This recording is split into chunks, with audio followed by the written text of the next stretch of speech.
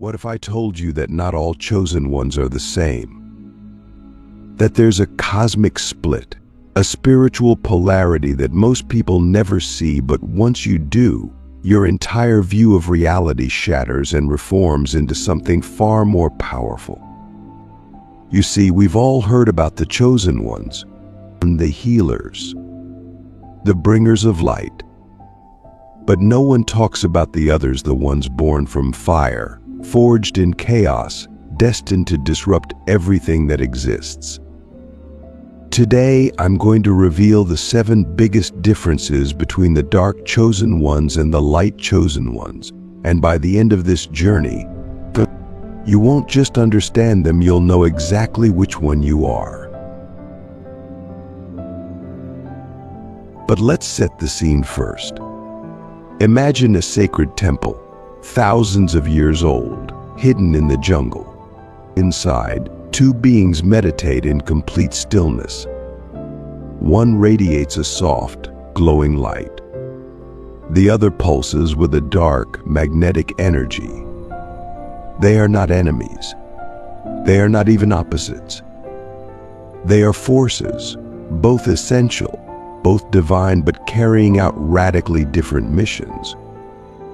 Here's what most spiritual teachings miss. Light without shadow is incomplete. It's not real light, it's illusion. And darkness without light, chaos, destruction without purpose. That's why the universe calls forth both types of chosen ones. Not to oppose each other, but to complete the cycle of evolution.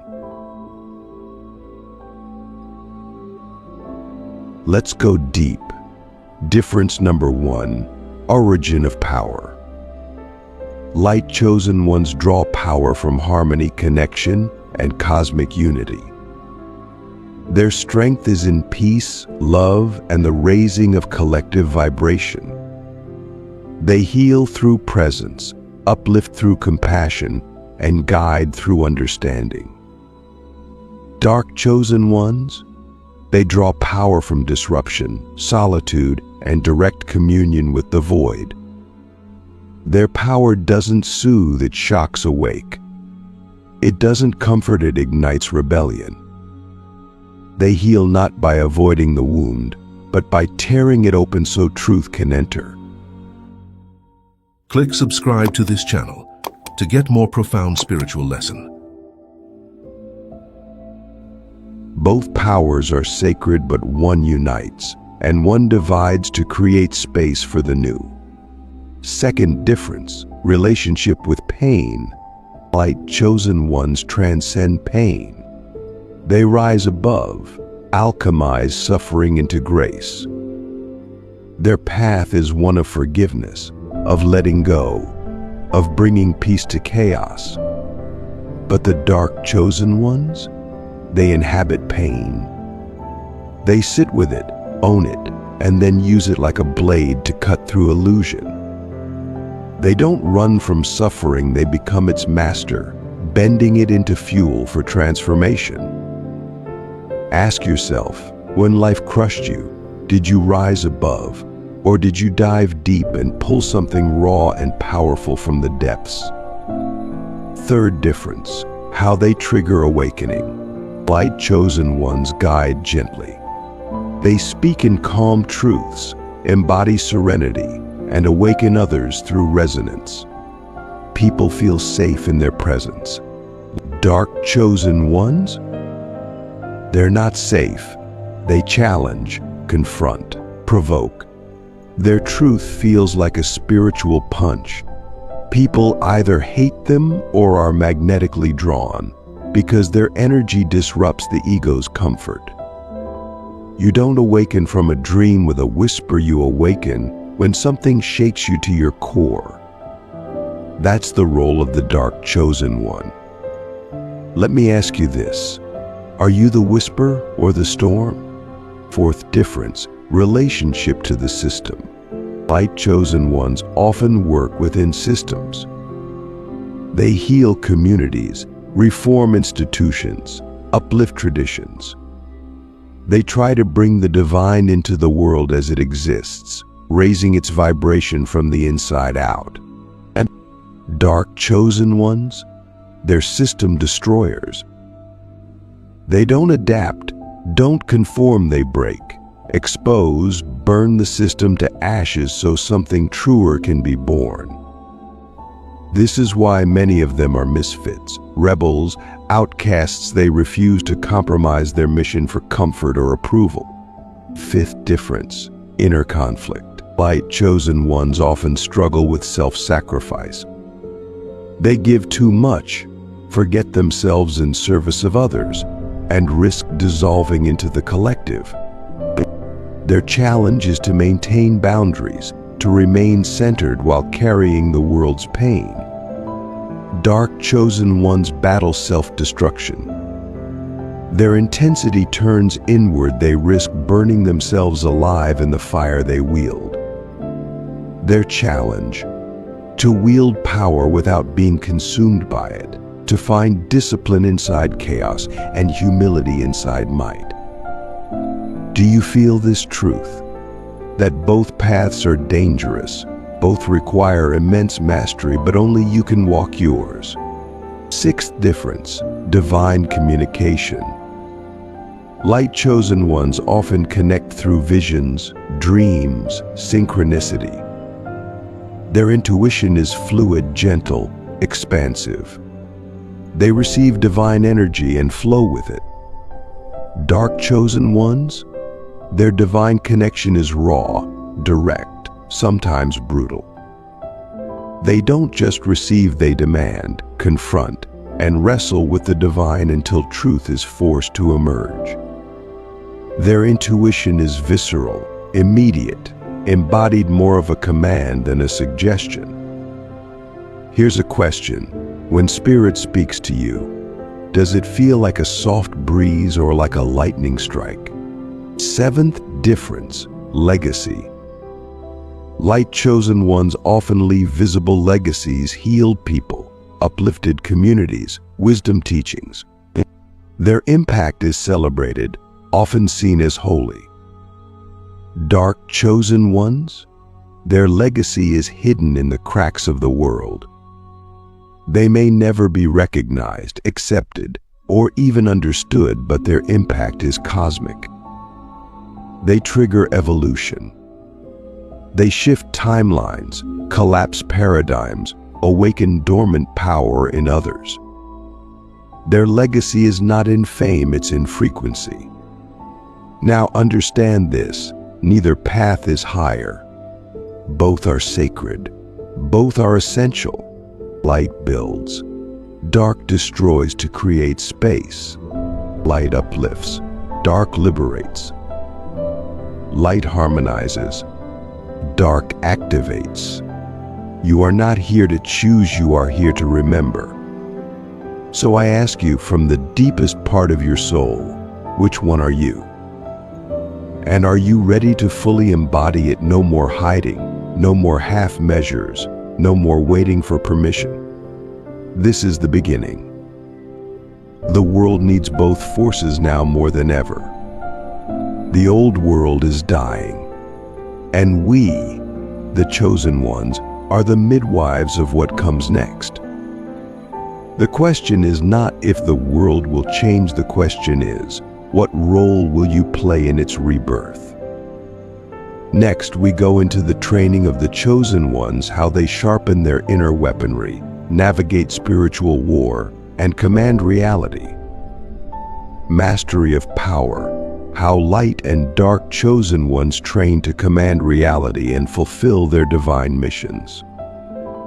Here's the real reason most people never fulfill their mission. They stay stuck in theory, ideas, spiritual fluff. But the chosen ones, the ones who are here to change the structure of reality, they train every single day, no exceptions. Because this world, this matrix, doesn't hand over power. You either take it through action or stay trapped forever. Light chosen ones and dark chosen ones both hold immense spiritual force, but the way they train, The way they sharpen their inner weaponry, that's where the difference turns into a gulf. Light chosen ones train through connection. Their rituals are focused on tuning themselves to higher frequencies. They fast, they meditate in nature, they surround themselves with beauty, calm, sacred sounds. They protect their energy like it's sacred currency, because it is. Their greatest weapon is alignment, being in perfect resonance with divine will. So the universe moves with them, like they're dancing with something infinite. Their focus is on cleansing mind, body, energy, keeping their field so pure that nothing chaotic can attach to them. When they speak, it calms. When they move, it heals. And when they act, it's effortless precision, because they're never acting alone. They operate like a conduit, and training for them means constantly tuning themselves to the higher signal, staying in flow, no matter the storm around them. Now contrast that with the dark chosen ones. Their training is war. No one hands them peace. Their arena is chaos, and their mastery comes not through avoiding it, but through walking into the fire and becoming immune to the burn. They don't cleanse their energy, they dominate it. They don't wait for the right alignment, they force alignment through sheer will. Their rituals are intense, primal fasting until the body shakes, silence until the mind breaks, physical pain transmuted into focus, solitude until every voice except the truth is gone.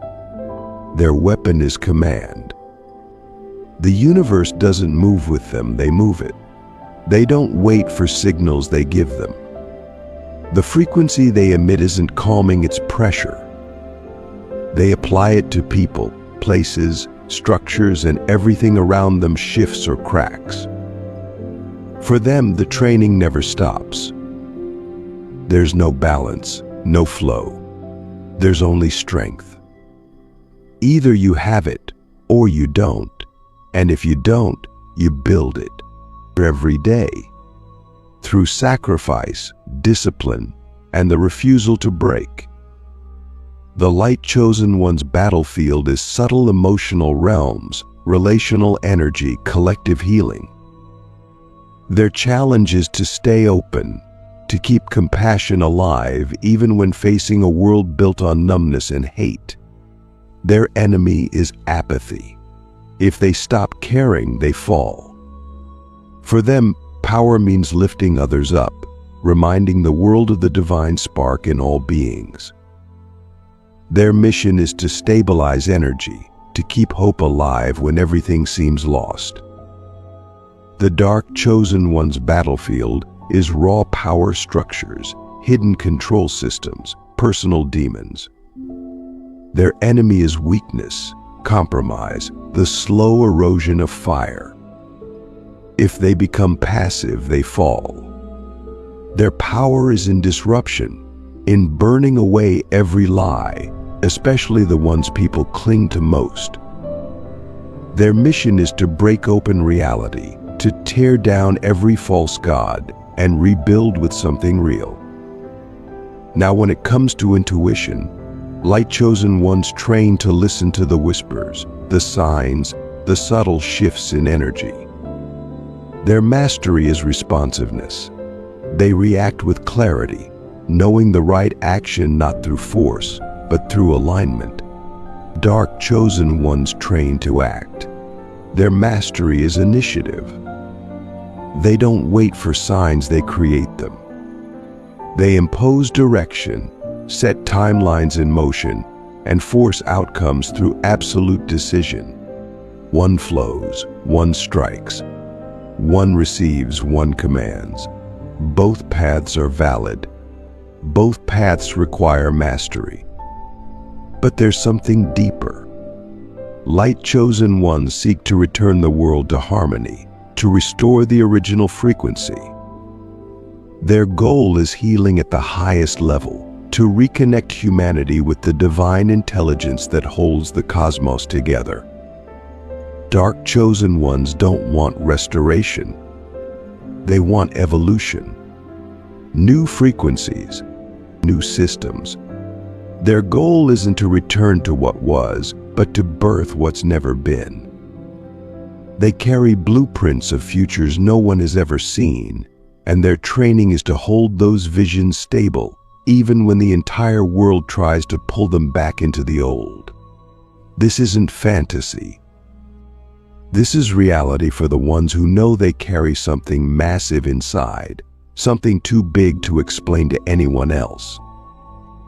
Every time you doubt yourself, every time you think about giving in, remember this: your training is sacred.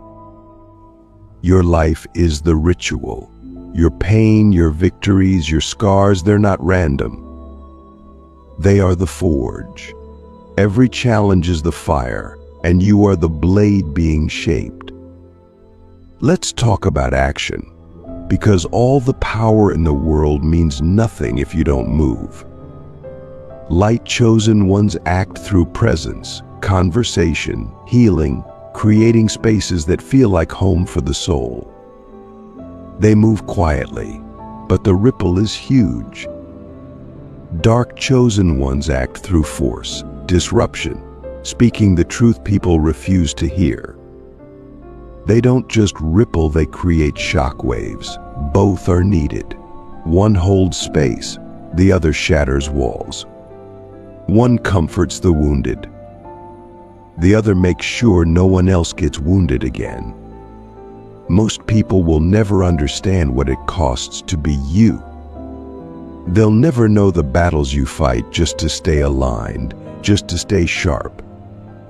And they don't have to, because you're not here for validation. You're here for the mission. At the end of your life, you won't be asking, "Did they like me?" You'll be asking, "Did I complete what I came here to do?" So let's get clear. The world is burning. Systems are collapsing. Truth is rising. The light chosen ones must heal the pain of a broken humanity. The dark chosen ones must build the new world from the ashes. Both are essential. The only question is, are you ready to step all the way in? No more fear, no more delay, just presence, just power, just purpose. Now's the time. Because we are the ones who shift the entire timeline of humanity. We are the ones who either raise this world or watch it fall. No one is coming to save us. That's why we came. 7 biggest differences between the dark chosen ones and the light chosen ones. Let's go further. Light chosen ones use stillness to refine their awareness. They attune themselves to the unseen patterns of reality, watching how energy flows and choosing the exact moment to move. They let the world come to them, responding with calm precision, aiming for harmony in every exchange.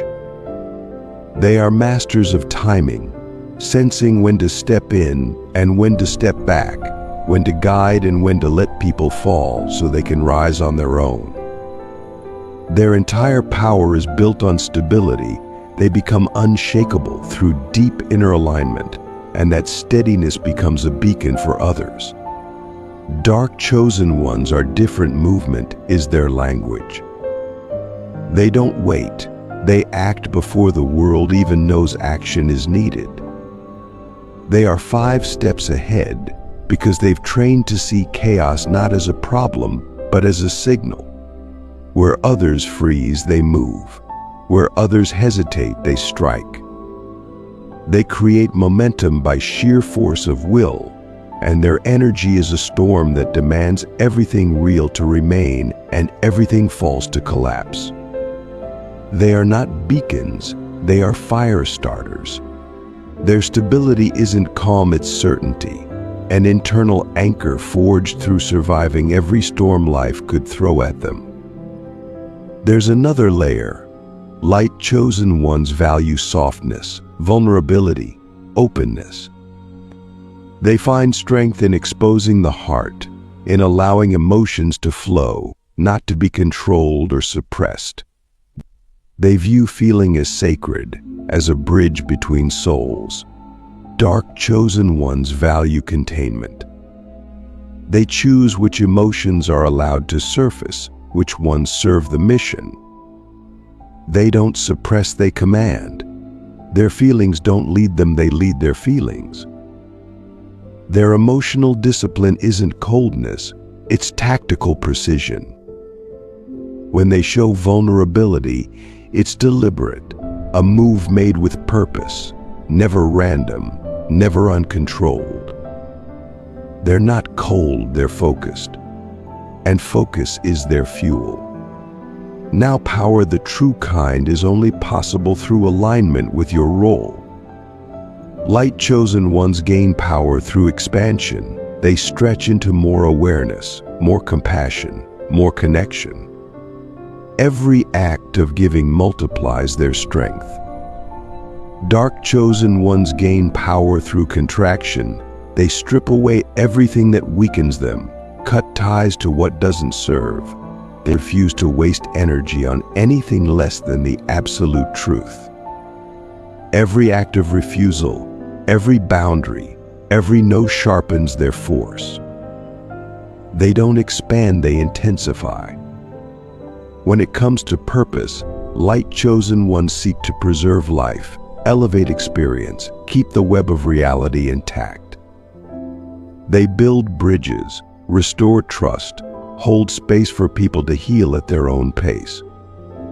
Their energy says, "You are safe here." Dark chosen ones aim to destroy anything unworthy of survival. They don't want to preserve, they want to evolve. Their energy says, "Wake up or be left behind." They tear away illusions, demand transformation, and have no tolerance for stagnation.